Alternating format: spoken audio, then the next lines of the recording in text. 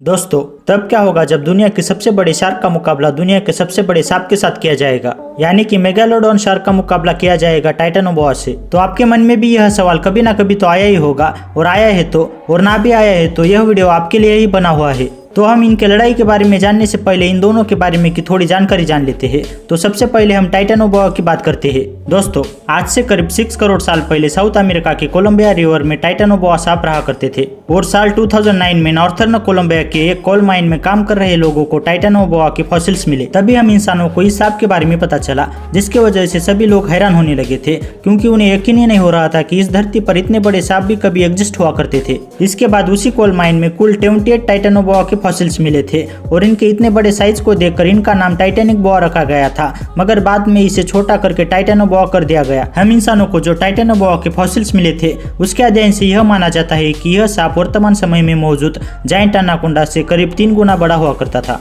और साइज में इतने बड़े होने के कारण इन्हें आज के एनाकोंडा के मुकाबले ज्यादा खाने की भी जरूरत पड़ती थी। इसलिए इन्हें हर रोज कम से कम 40 किलो खाना खाना पड़ता था, जो कि एक एनाकोंडा से 2 गुना ज्यादा है। और तब यह सांप उस समय में मौजूद क्रोकोडाइल, जायंट टर्टल और बाकी बड़े जीवों का शिकार करता था। मगर यह सांप हमारी धरती से क्लाइमेट चेंज होने के कारण आज से करीब 3 करोड़ साल पहले विलुप्त हो चुके हैं। वही हम अगर मेगालोडॉन की बात करें तो यह एक शार्क की प्रजाति थी, जो आज से करीब 2.5 करोड़ साल पहले हमारी इस धरती पर मौजूद थी। मगर हमें इस विशालकाय जीव का इस धरती पर होने का सबूत तब मिला जब साइंटिस्ट ने 7 इंच दांतों के एक फॉसिल्स को ढूंढ निकाला। और आप विश्वास नहीं करोगे कि जब उन दांतों से उस जबड़े को बनाया गया तो वो इतना बड़ा था कि उसमें 3 इंसान आराम से खड़े रह सकते थे, और उस जबड़े में कुल मिलाकर 276 टीथ मौजूद थे, जिसकी वजह से मेगालोडॉन शार्क का जबड़ा काफी ताकतवर दिखाई पड़ता था, और यह इसी का इस्तेमाल करके टर्टल से लेकर वेल्स तक सभी जीवों का शिकार करती थी। दोस्तों, मेगालोडॉन यह नाम ग्रीक भाषा से आया है, जिसका मतलब होता है बिग टूथ, यानी कि बड़े दांत वाले जीव। और इनके 7 इंच लंबे दांतों को देखकर हम यह कह सकते हैं कि इनका यह नाम इन्हें पूरी तरीके से सूट करता है। मेगालोडॉन दिखने में काफी हद तक वर्तमान समय के ग्रेट व्हाइट शार्क जैसे ही लगते थे,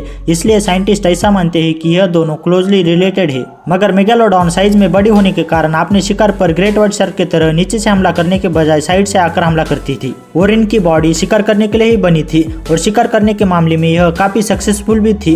यह ज्यादातर बड़े जीवों का ही शिकार करती थी, जैसे कि व्हेल, सील्स और जायंट टर्टल। मगर यह शिकार करने में इतनी सक्षम होने के बावजूद भी हमारी धरती का क्लाइमेट चेंज होने के कारण आज से करीब 2.6 मिलियन साल पहले विलुप्त हो चुके हैं। तो दोस्तों, यह तो थी इन दोनों के बारे में की थोड़ी जानकारी। तो अब हम यह पता करते हैं कि इन दोनों के बीच हुई लड़ाई में जीत किसके होने वाली है। वैसे तो दोस्तों, मैं आपको क्लियरली बताना चाहूंगा कि यह दोनों जीव हमारी इस धरती पर अलग अलग टाइम पीरियड में और साथ ही अलग अलग जगह पर पाए जाते थे, जिसका सीधा मतलब यह है कि इन दोनों जीवों की कभी आपस में लड़ाई नहीं हुई है। फिर भी हम इन दोनों में से कौन ज्यादा ताकतवर है और कौन किस पर भारी पड़ने वाला है, यह पता करने वाले हैं। तो वीडियो के एंड तक बने रहिएगा। दोस्तों, मेगालोडॉन लंबाई में करीब 18 मीटर यानी कि 60 फीट के आसपास हुआ करती थी, और इनका वजन 15 टन से लेकर 60 टन तक हुआ करता था, जो कि आज के समय में मौजूद सबसे बड़ी शार्क ग्रेट व्हाइट शार्क से भी काफी बड़ी थी। वही टाइटेनोबोआ लंबाई में करीब 14 मीटर यानी कि 45 फीट से भी ज्यादा लंबे हुआ करते थे, और इनका वजन 1135 किलो तक हो सकता था। यानी कि टाइटेनोबोआ लंबाई और वजन के मामले में मेगालोडॉन के आसपास भी नहीं है।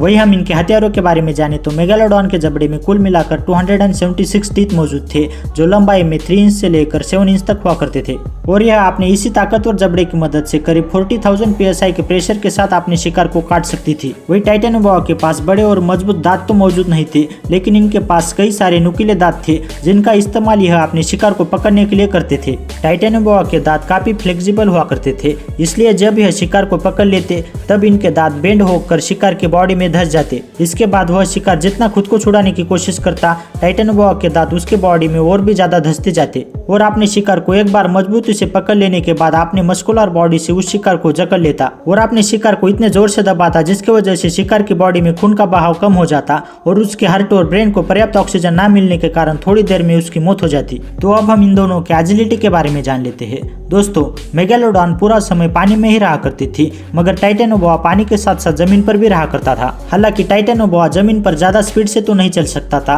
मगर यह पानी में 10 किलोमीटर प्रति घंटे की रफ्तार से तैर सकता था, जो एक सांप के लिए काफी अच्छी रफ्तार थी। इसके बावजूद मेगालोडॉन की तैरने की स्पीड 18 किलोमीटर प्रति घंटे की होती थी, जो कहीं ना कहीं टाइटेनोबोआ से 2 गुना है। यानी कि इसका मतलब यह है कि मेगालोडॉन स्पीड के मामले में भी टाइटेनोबोआ से आगे है। तो अगर टाइटेनोबोआ को मेगालोडॉन से जीतना है तो टाइटेनोबोआ को सबसे पहले मेगालोडॉन को अपने मस्कुलर बॉडी से जकड़ना होगा, क्योंकि टाइटेनोबोआ एक बहुत बड़ा सांप है, जो बाकी सांपों की तरह अपने शिकार को अपने कुंडली में जकड़ कर ही मार सकता था। लेकिन मेगालोडॉन के पूरे शरीर को जकड़ना लगभग नामुमकिन है, क्योंकि मेगालोडॉन लंबाई में 60 फीट तक होती थी, वही टाइटेनोबोआ 45 फीट तक। यानी कि टाइटेनोबोआ को मेगालोडॉन के पूरे शरीर को पूरी तरीके से जकड़ना नामुमकिन होता, जिसका सीधा मतलब यह है कि टाइटेनोबोआ अगर मेगालोडॉन के शरीर को जकड़ भी ले तभी उसे जान से मार पाना नामुमकिन हो जाता, जिसकी वजह से मेगालोडॉन उसके जकड़न को तोड़कर आसानी से बाहर निकल आता। इसके बाद क्या, तुरंत ही मेगालोडॉन टाइटेनोबोआ पर हमला कर देगा और हमला करते वक्त टाइटेनोबोआ के लिए उसकी लंबाई उसकी मुसीबत बन जाती, क्योंकि इतनी बड़ी साइज होने की वजह से मेगालोडॉन को उसे पकड़ना और भी आसान हो जाता, क्योंकि मेगालोडॉन उसके शरीर के किसी भी हिस्से को आसानी से पकड़ सकता था और ऐसे वक्त में टाइटेनोबोआ कुछ भी नहीं कर पाता। जैसे कि आप वीडियो में देख ही सकते हो कि यह क्रोकोडाइल किस तरह इस एनाकोंडा को अपने मुंह में पकड़कर कैसे जोर जोर से हिला रहा है। वैसे ही अगर मेगालोडॉन ने टाइटेनोबोआ के साथ किया तो टाइटेनोबोआ के पास कोई भी रास्ता नहीं बचेगा। और साथ ही मेगालोडॉन का बाइट फोर्स भी 40,000 PSI तक होता है, यानी कि टाइटेनोबोआ अगर गलती से भी मेगालोडॉन के जबड़े में फंस गया तो टाइटेनोबोआ के उसी जगह टुकड़े टुकड़े हो जाते, यानी कि इस लड़ाई का विजेता है मेगालोडॉन। तो इस पर आपका क्या ओपिनियन है, आप हमें कमेंट बॉक्स में बताएगा। और आपको यह वीडियो अच्छा लगा तो वीडियो को लाइक एंड चैनल को सब्सक्राइब कर दीजिएगा। Thank you for watching.